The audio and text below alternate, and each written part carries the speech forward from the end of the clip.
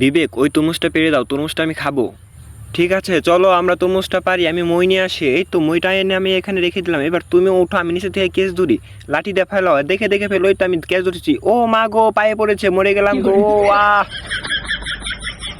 তরমুজটা তো অনেক সুন্দর, এটা খেতে অনেক স্বাদ লাগবে। বিবেক, এটা আমাকে কেটে দাও। ঠিক আছে, কেটে দিতেছি। আজকে আমি তরমুজটাকে নতুন নিয়মে কেটে দিব। তরমুজটাকে আমি ললিপপের মতো করে কাটবো। ললিপপের মতো করে তরমুজটা কাটা শেষ। এবার আমি এটাকে বাঁশের মধ্যে গেঁথে দিই। এই তো হয়ে গেছে ললিপপের মতো তরমুজ। জান, এই দেখো তোমার জন্য কত সুন্দর করে তরমুজটা কেটেছি। ও ওয়াও, কলা গাছ।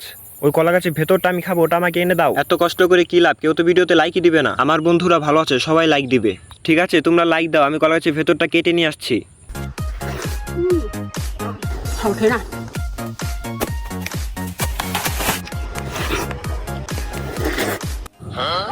বন্ধুরা, ভিডিওটি ভালো লাগলে লাইক দিয়ে সাবস্ক্রাইব কইরা দাও।